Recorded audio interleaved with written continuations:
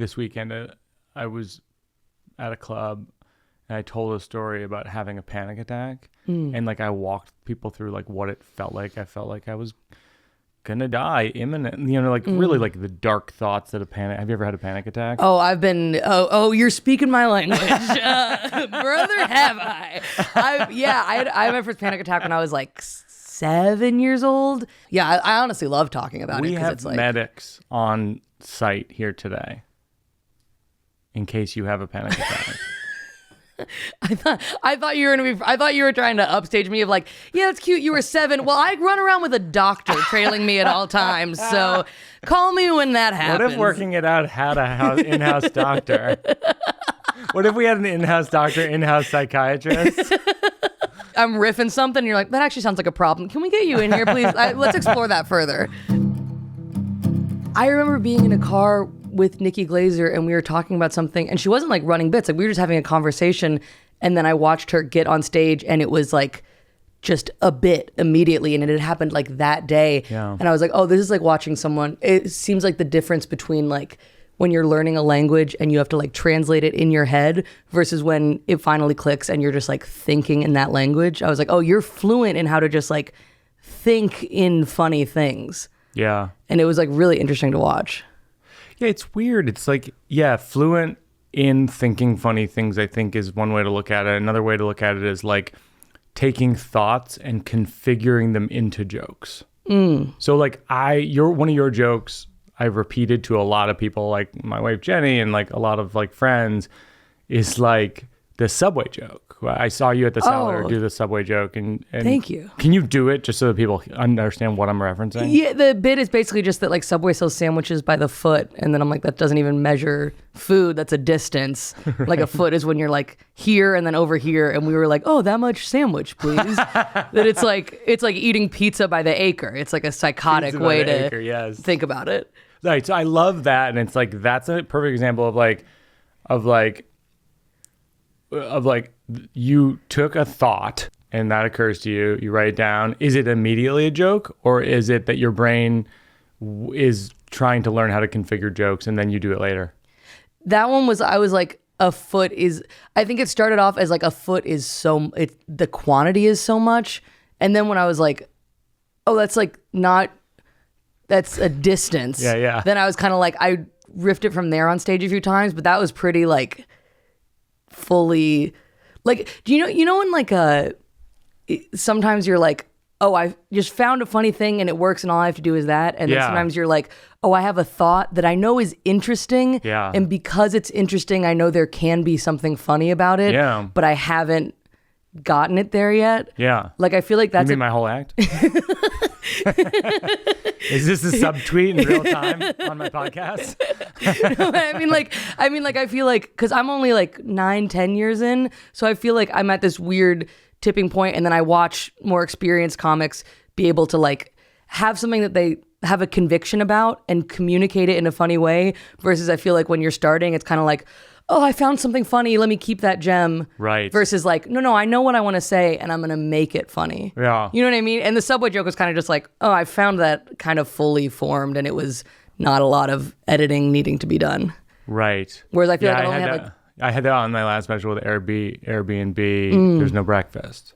It's like, this is the most misleading acronym.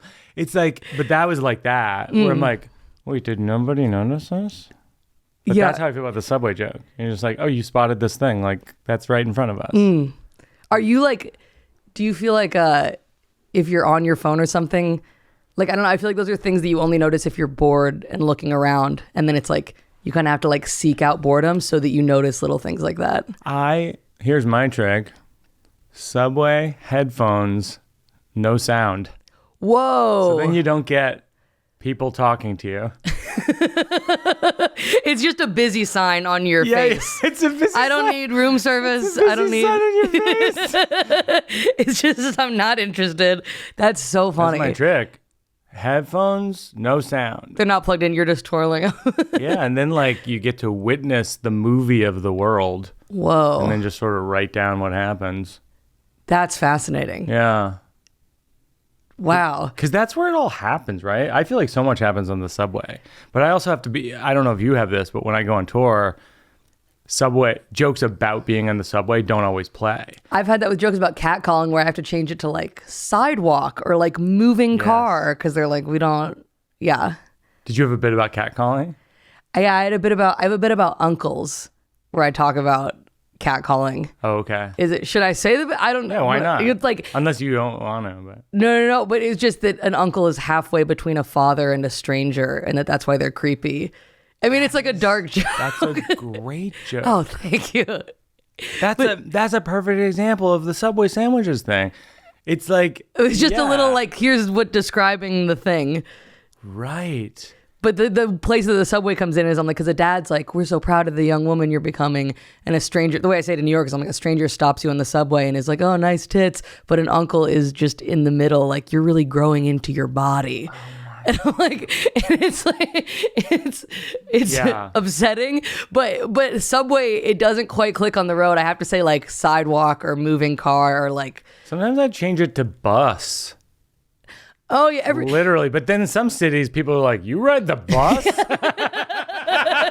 Yeah, like I took the bus in like Nashville, Tennessee, and people were like, "What are you doing?"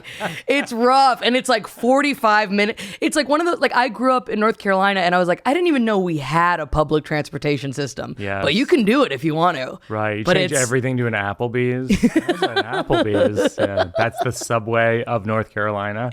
Do you ever find like sometimes on the road you change it to something and they're almost insulted? They're like, "Do you think we don't know?" Like I'm like, right. What you guys would understand, like a Waffle House, and they're like, "Hey man, we have internet." Like, right. I was driving my tractor. Oh, a tractor. Yeah, all right, I get what he's saying about the economy. That's really funny. And then the other one that I loved was when I saw you at the Cellar was the therapist, the Overeaters Anonymous joke. Oh, thanks. Can you say that and then we can crack it open? Yeah. The Overeaters not about the therapist told me to go, and if you don't know, it's like Alcoholics Anonymous. Oh yeah. My therapist told me I should go to Overeaters Anonymous, and then I was like, if you go Alcoholics Anonymous, like there's people from all of the groups there, so I'm like, I can't. There's people there for like cocaine and heroin, and I have to walk in like, oh hi, I'm Maddie, muffins. Like, that's not a great look. That's really funny. Did you go? I did. I went to a couple like Zoom meetings, which I've added a line to that now where I'm like, you can't do Zoom. Like they got to make us walk there.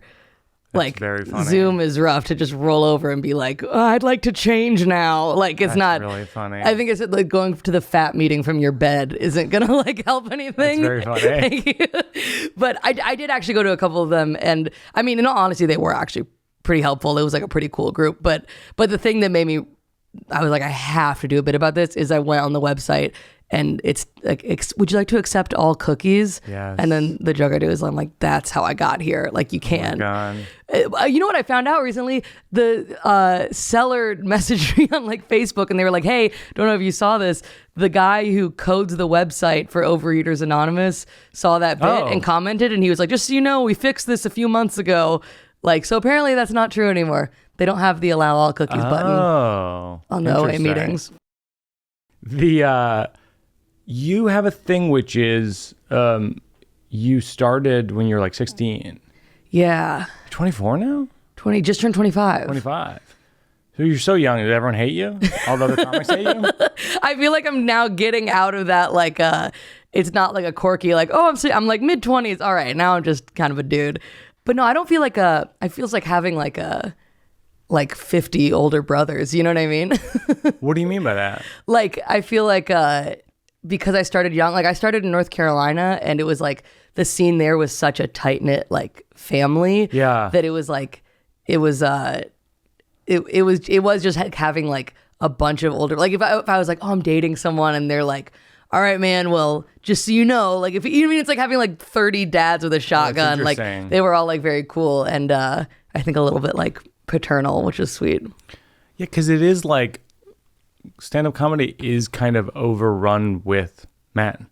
Yeah. Right? Yeah. I mean, but in a way that like, and I have female friends that I like love too, but I do think I have like I had a weird entry point because I never really had, I got lucky. I haven't had any guys be creepy to me because I think I was 16, it was kind of like, all right, you're like the, you know what I mean? Like class pet or something. Like it was like, no one's gonna, yeah. So like I've thankfully. Well, there's one comedian who would have been really interesting. Well, it might be a couple, unfortunately. Maybe. Jesus. Do you ever have stuff, because I feel like you discovered early on to just talk about your own life.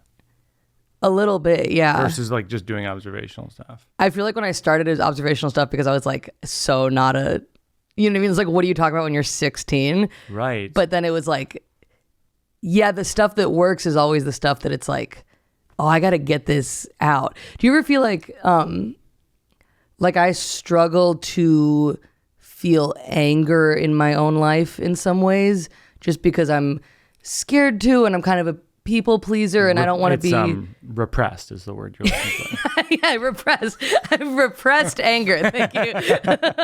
No, but like I like the dealing with certain things, like talking about personal things. It's like, maybe this sounds cheesy and overdone, but it is like cathartic because it's like things that I wouldn't necessarily get angry about in real life. But then on stage you can go, hey man, what the fuck is this? In a way that it's like, not only you're not punished for it, people are like, love that you just said that. Yeah. Like it kind of is the only place it feels like socially acceptable to have anger to me.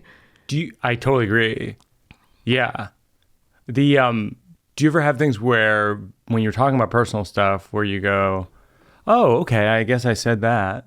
Yeah. You know what I mean? I feel like yeah, do you ever have like someone will come up to you and be like, hey, so the thing you said about that horrible thing that happened to you when you were younger, and I was like, how do you, oh yeah, I said that on stage. I forgot that people just know that about me interpersonally now. Yeah. I have it sometimes where I'm in the middle of my show and I'll be like, huh, I guess I'm talking about this.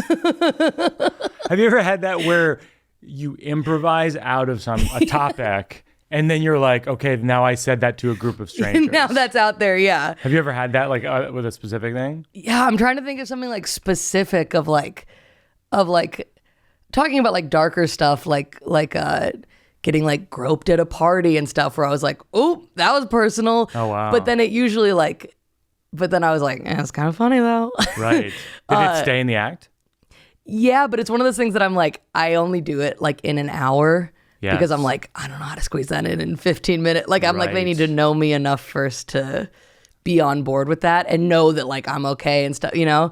That's interesting you should say that. Like they have to know you. Because for me, like, yeah, it's night and day in relation to like when I'm on the road doing an hour versus like at the cellar doing like 15 minutes, like what you can go there on. So for me, like, you know, I've talked over the years about having bladder cancer and all these kinds of things. And it's like, if you bring up bladder cancer in a 15-minute set, you sure as hell better have an ending point that fucking kills. You know what I mean? Or else people are going to be like, what is this? What did that guy you know? Whereas in an hour, you can land it. Yeah, my friend described it to me as my buddy Kenyon was like, he was like, yeah, it's like if you walked up to someone in an elevator and were like, oh, hey, by the way, something really bad happened to me and I don't know my dad that well. And they're like, what? He's like, we just met. And I was like, oh yeah, that would be at that point in a conversation, that would be crazy. No, totally. Do you feel like as the years go by and you have an audience that knows you, that gives you more freedom to discuss things that you wouldn't, you know, go into raw with like just a group of people? Yes and no.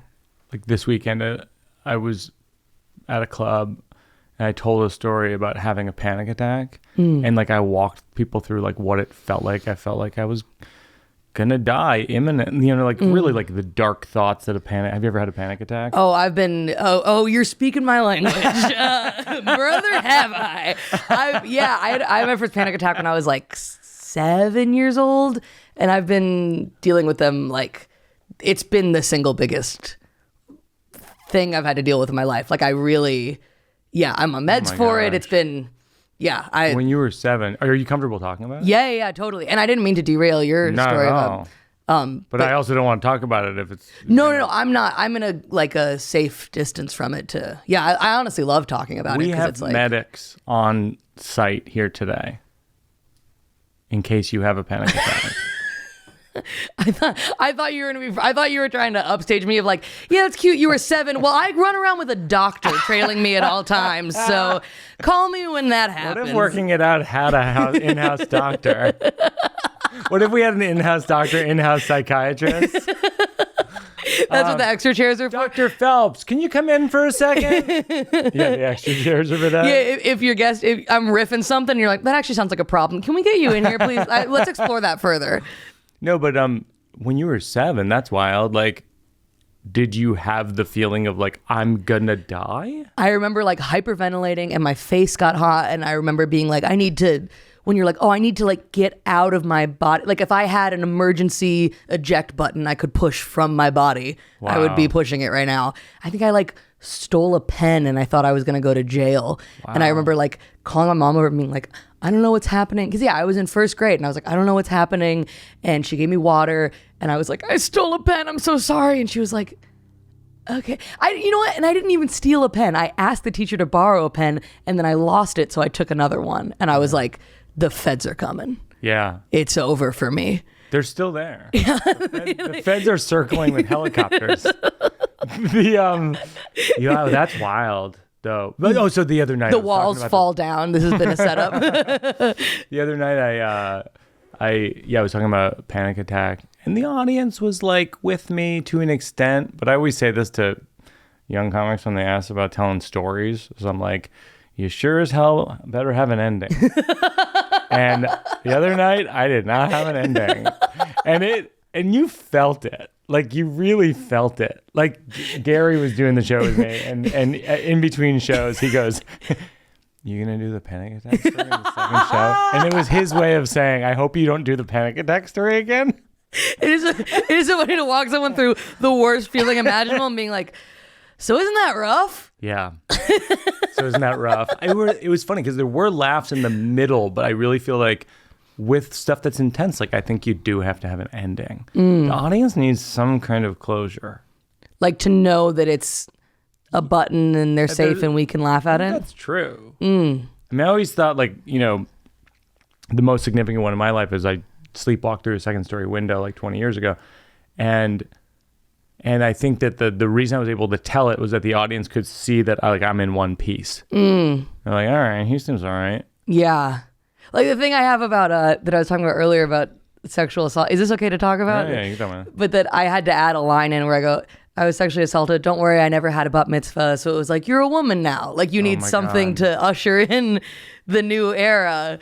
But the people kind of need that line to be like, I'm fine. I'm good to talk about this, so you don't have to be weird on my behalf. Right. What's the bit that you do on stage that you feel like that's the most how you feel, but you can't say in your life? Ooh, I have a bit about like poor fat is different from rich fat. Oh. And that plus size models are like, all have like big boobs and a big butt, and we have to be like, you're brave, and I'm like, no, you're like a Pornhub category. Oh you're not like the loose Walmart all on the shoulders like a meatball on a toothpick like it's all in your neck guy. And I would never say that in real life, but I'm like, yeah, man, that's a different texture, can I say, of like versus like a smooth rich dude with like just a stomach. When you do that as a bit, do you have a sense, you're like, you wouldn't say that in your real life. What would be the reaction in your real life if you said that? It'd be like if I just like posted that on Instagram. If I just had an Instagram story that was like, hey, you know, like poor people are fat different, and be like, what? Yeah. Like, I think the reaction would be a big fuck you probably. Is it okay to curse? Yeah. No, I think you're good. Yeah. Even though I'm sometimes on public radio, this podcast is not on public radio. Hey, but yeah, I think in real life, I would never. Well, I don't even know who I would say that to, but there is a little bit of on stage. You go, hey, can we be honest for a second? We all like notice this, right? And I've noticed sometimes with crowds too, I'll have to say to them like, I can feel you trying to be good people, but they're different. And then that gets a laugh. That's interesting. It's like, okay, no, you have permission to, I know you had this bad thought, and can we like talk about it? Yeah. And almost always it's kind of like, eventually they'll, okay, yeah, I also have seen that, which is like interesting. So it's like, I'm not wrong. You just didn't want to admit that to It's yourself. funny how sometimes you have to talk things through with the audience. Like I had that recently where I tell this story about having the heating guy came over to deliver oil. And I'm like, this one guy shows up. His name's Jonathan. And I go, he's a big guy. He looked like an oil cylinder. You know, like a 1,000-gallon guy. 1,000-gallon guy is so funny. 1,000-gallon guy, right? So that, it was one of those things where it did really well. And then I went to DC a few weeks ago, and then it was nothing. And I was like, oh, they think it's a fat joke. And it's not. It's just a big dude. You know what I mean? Like they thought I was being like critical, like, you know, whatever. I was just describing the person. I thought it was funny that he's like the size of an oil cylinder. 1,000-gallon guy does sound like a compliment from the 1950s. Like, Johnny's a real 1,000-gallon guy, you know. But then to your point, I clarified it with the audience. I go like, I felt the tension. And I was like, I feel like you think I'm saying this, but I'm actually like, he's a big guy, like 7-foot tall guy, husky, big. And then they went for it. And it kind of fixed the joke. Wow, that's interesting. But they almost had to get your permission of like, I know, I'm not saying that. It's not even just permission. I think it's literally audiences being like, what is this exactly? Sometimes it's like the specificity of like, what's the point of view of the joke? I think audiences are way more savvy. Comedy audiences, I started in the late 90s when I was in college. Comedy audiences now are much more savvy about like, what is this joke about? Who is this joke at the expense of, etc. And so they're much hipper to like, oh, actually, I'm going to choose not to laugh at that because I think this is at the expense of this person. Whereas like, and so sometimes it's like you're saying with your joke, you're like talking through like, no, what I meant by that. I think people are nervous because of this, but don't worry about it. Yeah. It's kind of like that. And also your unique case where like you're playing, I don't know what they call alt rooms and club rooms. Like you're playing comedy clubs, but you're also playing like a bar in Williamsburg that does comedy one night a week or whatever. And then it's interesting to see what will work in both of those in like because I feel like I'm definitely very like, you know, left-leaning Gen Z, whatever. So I'm like inclined, but then I'm also like, I love the old, I'm like a Bill Burr, like a stand-up, you know what I mean? So I'm like, okay, if there's any... You like laughter. Yeah. You're like one of those old-fashioned comedians who likes to have jokes and then people laugh. Yeah. Call me Mr. Old-Fashioned. So here's a crazy thing about me. I like funny comedy. Yeah, I get it. But there is like a whatever overlaps in that Venn diagram of like, I'm like, oh, the subject matter of those, of like alt rooms, I'm like, that's what I think about. But also the style of more like club stuff is I'm like, that's it. Yeah, it's like, well, one of them's your community. The alt rooms are more like your peers. They're like the people who you'd go out with on the weekends. But you know, were you not a comedian? Yeah, literally. You actually had a weekend. I have that when I go to Brooklyn rooms. I'm like, man, if I was like cool and had gone to, but I skipped my prom to do like a stand-up show at a chicken restaurant. Like I think I skipped senior week in college to open for Brian Regan. That's awesome. Yeah. That's so sick. So this is called the slow round. What are people's favorite and least favorite thing about you? Oh man. That's a crazy question. I think hopefully that I'm kind to my friends, I would think. I think someone's least favorite thing about me, I can really oh no, I know what people's least favorite thing about me probably is I have OCD and I get very anxious and I will ask for reassurance, be like, hey, I didn't just do something weird, or hey, I didn't leave the door unlocked, or I didn't, and I imagine that gets old. Like that's something that I'm very aware of, is I should chill on. I'm super cool on that front. Wait, can I ask you? It doesn't resemble me in any way, shape, or form. Like my family has a running joke of like, they're like, you can't call Maddie and be like, hey, can we talk? Because I'll text all of them and be like, did someone die? What's going on? Blah, blah, blah. Like, I'll like, my heart will be racing and it'll take 5 minutes for me to calm down. Like, they literally have to call me and be like, hey, everything's fine. How are you? Gary then I would is nodding his head right now because Gary and I talk about this all the time too. This is how I know I'm mentally ill. If someone goes, hey, just want you to know things are okay, I go, oh God, things aren't okay. Like, I literally, if someone was like, what the hell happened to your generation? Like, what happened? Did I miss something? I mean, I'm anxious too, but like, it seems like your whole generation is like that. I remember I was talking to Nathan McIntosh. We were at the Comedy Cellar and I had like a stomach ache and I was like, I'm trying to figure out like what I ate or why or like what. And he was like, your generation has to figure out, what was it to figure out why you have a stomach ache? That's really funny. Like, it blew my mind. I was like, oh yeah, maybe it's just that's what it is. It's Ellen texts me, hey, I love you, everything's fine, but there's a period on the end of it. I'm literally like, they're probably never gonna speak to me again. Yeah, that punctuation just tipped me over. Yeah. Sent me into a spiral. Oh, they use punctuation? It's a legal document? Oh, I'm sorry. I didn't realize I was speaking to the president. Very funny. Yes, I am aware, period. It's like, okay. Do you have a song that makes you cry? Ooh. I'll Follow You Into the Dark by Death Cab for Cutie. That'll do it. I have that at the end of my special. My girlfriend's boyfriend special. Oh, yeah. That song really, is it the same way for you where it's just... It's deep.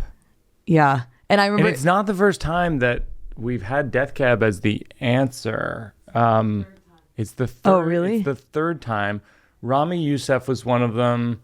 Yeah, there's something about Death Cab's music. It's like, what do you think it is that makes you want to cry? Is it the chords? Yeah. Is it the lyrics? Is it the chords? Like, why does... Because it makes me... choke up too. I'll Follow You in the Dark. There's something about it that's so big. It's almost operatic. It's anytime I've like really been in love, that song has been like the thing that it's like, oh, if I hear that song and I think about this person, I'm like, God damn it, I'm in love with someone. Like, it's like, if you're thinking about like, it's just gut wrenching. That's interesting because it's like, I think love is such a great stand-up comedy topic that like I think sometimes is undermined, underutilized. Yeah, because it can feel like syrupy, but actually it is funny. And it is funny to feel something so strongly that you do silly things. Yes, like that seems true. Inherently funny. Yeah, to be like, I know this is crazy. Are you up on love right now or down on love? I feel like I've been so focused on stand-up that I've just been like, blinders on. Yeah. That I haven't even been like dating or doing anything. But I feel very full of love, like from friends and community and comics sweet. and that kind of thing. Yeah, like I do feel like a second family kind of love. Oh. I feel very full of that. I love that. Thanks. Oh. What's the best piece of advice anyone's ever given you that you used? Stand-up advice or any advice? Anything. Stand-up was the first advice that came to my head, which was a comic from North Carolina, Eric Trundy. I think it was Eric Trundy. It was someone in the North Carolina scene. A buddy of ours was like, you go back and listen to your set, and when you get a laugh, that's not where the joke ends, that's where it starts. Yeah. And that, like, early on, I was like, oh, that kind of blew my mind. That's huge. Yeah. I feel like I'm still learning and relearning that all the time. Because so often with your set, you're like, that works. And it's like, no, that's actually where you need to spend time. Yeah, and I feel like it's so easy, like, especially in the first few years, or even like, I know I'm like still in the beginnings of this, of like, you get a laugh and you're like, okay, thank God. And it's like, no, you gotta keep going. Like, yeah. Like it's fun to like listen back to your set as if it was somebody else's and then be like, oh, if I were them, I'd take the joke there. And it's like almost giving yourself that distance. Because it's so easy to be critical of other people. Yeah. But if you treat yourself like another person, you can kind of see where like, oh, why didn't they go that way? And you're like, I should go that way. Yeah. No, I remember like opening for like Jim Gaffigan early on, and I did like this what I should have said was nothing joke that ended up being like the title of that special. And he goes, if you had like 10 of those, you would crush for like an hour. And I remember thinking like, no, dude, that's my closer. You know what I mean? And it's like, well, yeah, that's what it is. You have to have like 10 closers. So we work out material on the show. Do you have anything you're working on? I do have one thing that I was thinking about as like, it's funny to me and I don't even know how to put it into a joke. Yeah. But the concept of it makes me laugh, which is that I was having panic attacks and I was having them on stage. This was like, I mean, fairly recently, like 6 months to a year ago. Oh, wow. Where I was like, it was getting to the point where like I was having panic attacks like on stage and I was like, this is really disrupting my life. Like this is going to be a problem. Yeah. I don't know how I'm going to deal with this. Yeah. And like one of the things I was like, okay, I bought a perfume and I was like, every time I'm having like a good moment, I'm going to spray the perfume on my wrist and I'm going to smell it as like a sensory thing. Cause you know, like smells that bring you back to like good times. And then I was like, if I'm on stage or I'm on the road or I could be wherever, if I'm freaking out, I can smell it and it'll maybe center me back into like, remind me of times that have been good. Yeah. As like a Hail Mary. Yeah. But I started doing that. And then every time I smelled it, it made me feel like I was going to have a panic attack. Wow. And it just did the Pavlov's dog like the other direction. And I was like, oh, I guess that means I've reached a critical tipping point where I'm having more bad times in my life than good ones. Yes. And that's hilarious to me, but it's not a joke. Right. But I think there's something funny about that, there's right? something very funny about it. I think it is that thing where the more you talk about a thing that you're neurotic about, the more you think about the thing you're neurotic about. And it's like, yeah, it's just a spiral. And then it becomes a weird thing where if you've thought about it in retrospect more than you've experienced it in the present, it's almost like the object in your brain is the idea of the thing instead of the thing now. Right. Like it becomes more about your reaction to it than the thing initially. I almost think as a bit, it needs action. Like in other words, like, so I'm on stage going like that, you know what I mean? Like you're literally like sniffing your wrist or whatever. Which is also hilarious to be like, I'm falling apart so much that I'm like I'm just like going for anything. Well, yeah, and you could literally just be like, so I came up with this tactic, blah, blah, blah. And then you could literally, in the middle of it, just be uncontrollably going and sniffing. That might be like a fun way to go about it. Yeah. It's like action oriented. I don't know. Thank you. I don't know. Maybe not. Maybe not. I don't know. But I feel like there's a lot there. I do think like, and I talked about this panic attack this weekend. I think there's power in just talking through like how you feel when you're experiencing it. Because I find that when I explain how I feel when I'm experiencing it, people just lock in to like, oh, okay.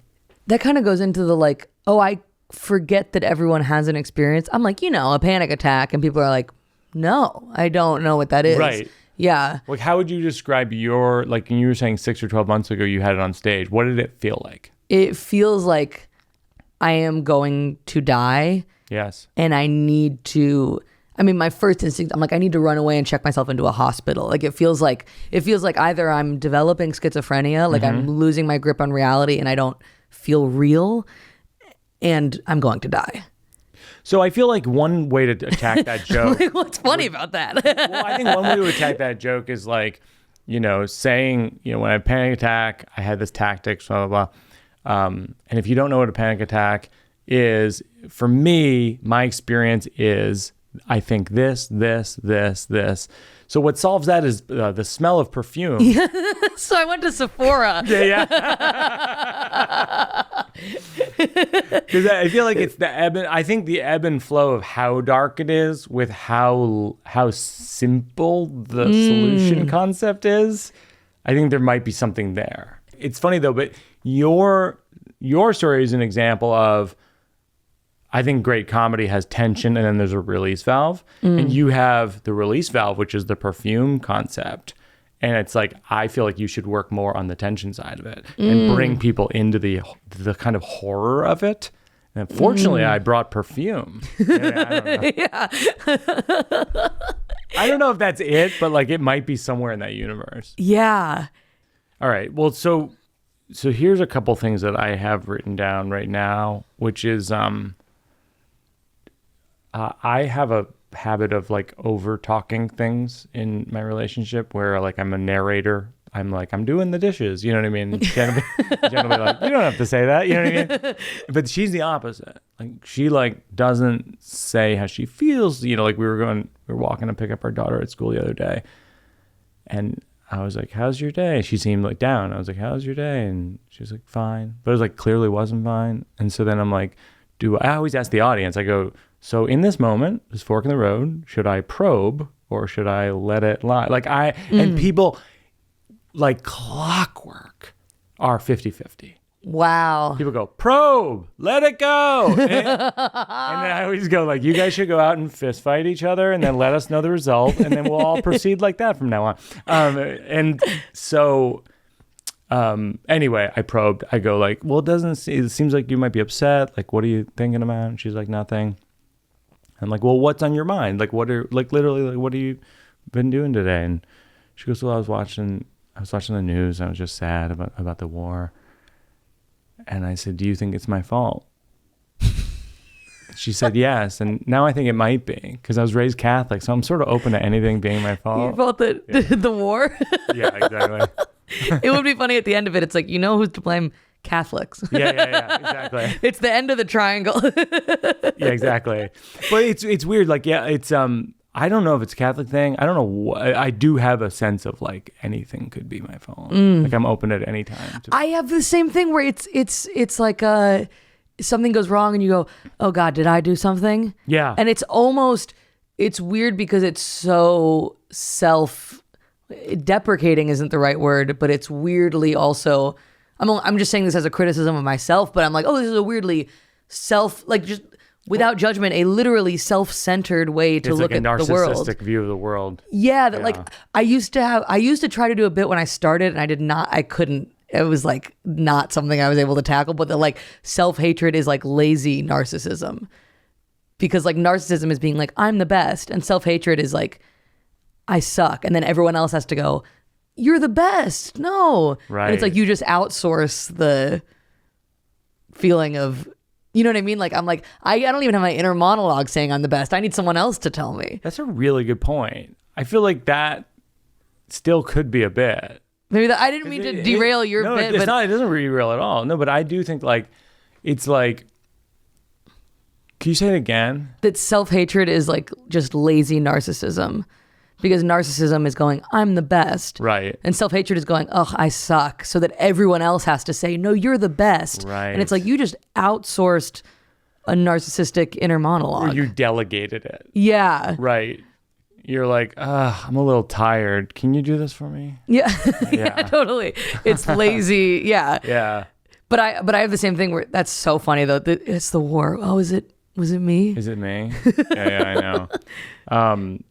And so then I'm working on this is a joke that I wrote the front half, and then I'm working on trying to figure out tags to it, which is like, I feel like parenting is a little bit like hiking. Like no one's ever like, great job hiking. They're just like, keep hiking, don't fall off the side. And you're like, which side? And then they're gone. Don't fall off the side thing is like a new tag I'm tinkering with. Fall off the side is really funny. Yeah. There's bears. What do you do? Just stand there. Yeah. You just gotta, like, there's so many warnings I feel like with hiking that are like, watch out for this. And it's like, oh, what do you do? And it's like, well, if that happens, you'll probably die. Right. Like there's nothing you can't, it's like, hey, hope this doesn't happen. Oh, what should I do if that happens? Well, one of my tags for it at one point was, and sometimes you want to jump off a cliff, and you're like, I can't. I'm the guide.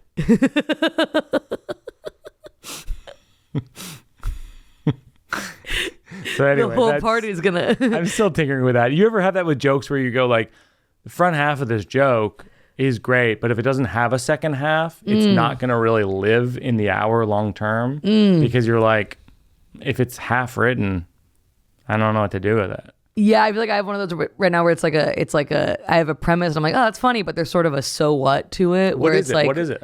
It's like about like humans being like just that it's crazy that we're the only animal that is maladapted to their environment. Yeah. Like every other animal gets to like follow their instincts. And I'm like, if I followed my instincts, like I would be fat, pregnant, and dead. Like it's not an option. And just the feeling of I'm like, we put our favorite stuff everywhere. There's like food and guns and boobs. And then you have to live your whole life like, don't fuck that. Don't shit over there. Like it's like the energy to suppress that every day is crazy. But there's a sort of, I don't have an end to it of a sort of like, so what is this? Am I saying we should go back to the woods? Am I saying, right. Like I just have this initial feeling of like, isn't this crazy? But I haven't found a place for it really because there's no like. I think it's possible because the POV of it is a little bit nebulous, but it's hilarious in the middle. Like it might be the embark that you'd have to recalibrate. Huh. So how do you begin it again? I say that I usually get into it off of food stuff. Yeah. I'm talking about like Overeaters Anonymous and that kind of stuff. And I'm like, and people are like, oh, you don't have willpower. And I'm like, well, yeah. I don't think like humans evolved to have willpower. Animals don't have willpower. We're just the only living thing that's not in the environment we're supposed to live in. Right. That I'm like, we have computers and buildings and soap and stuff. And that's kind of how I get into it. I'm like, oh, do you ever look at your body and you're like, oh, I don't get a software update? Right. Like I just have to run caveman in a mall? That's crazy. And it's one where people are either really on board if they, I think, already kind of think like that, or people go, we have no idea what you're talking about and this is a TED Talk. Like that is interesting to think that maybe the entrance to it is. And then where do you go from there? And then from there I'd talk about like other animals that they just get to wake up and they're like, oh, I guess I'll fuck that. And then we just like film it. It goes a little more into that. And then I talk about like incels a little bit too. It's kind of like, there's like sex and food and like willpower. I feel like there is something to be cracked of like the overarching thing is I'm like, well, yeah, we're maladapted to our environment. Yeah. And I just don't know how to get into that because it always starts too wordy. And I think that if you called back at the end of that run, because I think that run is super funny. Like I'm laughing really hard. And like, I'm like, I don't know, like I feel like if you were able to circle back to one of the other principles of the jokes that led into it, you might be able to get the train back on the track. Oh, interesting. And then the audience will kind of forgive the fact that like it's possibly like a mixed metaphor or it's possibly of a world that they don't necessarily agree with the logic, but it doesn't matter because we're back on the original train. Yeah, the food stuff might be the way to go. Yeah, like some callback to the food stuff. And because I am Maddie, muffins. I don't know. I'm just throwing out something from another joke. I don't know if that makes sense at all. No, it's really fun. As a willpower thing, it's pretty, I think, relatable to be like, sometimes I've gone into the Subway joke off of that and been like, how would I have willpower? Subway sells sandwiches by the foot. Right. Which is a little, I think, A to C kind of, well, to that point, like there's a way in which you could literally fly off into that metaphor and then be like, the point is, I don't have willpower. You know what I mean? Where it's like, it's not really true. You know what I mean? Yeah. But it's kind of bringing people back to like, okay, I for fun lost my way, but let's get back to the point. And here's where I was going with that. Here's the takeaway. And now we're back on the track. Yeah, I don't know. Oh, interesting. So I'm working on this thing right now, but my daughter broke her foot last summer and we took her in to urgent care, and like urgent care, that sort of shouldn't exist. You know what I mean? It's like the step in the process that it's just like at some point it was like created by someone having a panic attack. Who was like, I need urgent care. And then one guy's like, I own this building. I don't know. I could paint the words urgent care. There's nothing in it. You know, I could get a desk from IKEA and I'll sit here with a laptop open to WebMD. Like urgent care is like how much we know. Urgent care is like we went in and we're like, we're worried. They're like, we're worried. You know what I mean? It's totally like someone having a panic attack. We go, I need to see a doctor right now, and they go, is it an emergency? Do you need to go to the emergency room? And like, no, but it's urgent. That's right. That's what it is. That's what it is. It's not an emergency, but it's urgent. That's right. And it's like, and we went in and they're like, do you know a doctor? We're like, no. Do you? They're like, no. They're like, you should go to a hospital. We're like, no, we thought this was like an intermediate step. They're like, no. You know what I mean? And it's like 2 months a year, it's a Halloween store. You know what I mean? That should be a tip off that we shouldn't take our gravest matters to urgent care. You know what I mean? It's like they do fake blood, real blood, sexy nurses, no real nurses. So that's like this new thing I was working out this weekend. Funny. For some reason today, everything is coming back to panic attacks. Yeah, I think it's just on the brain for me right now because it happened a couple weeks ago. So that's the urgent care thing I'm working on. But I like what you're saying because your riff on it is kind of like, it's interesting because it's like, it's not quite hospital. But it's not quite nothing. It does feel like a mom advocating very hard for their kid, where it's like you legally can't call it an emergency, but they're like, okay, but make sure they write down that it's urgent. Like urgent is such a funny word. Right. Yes.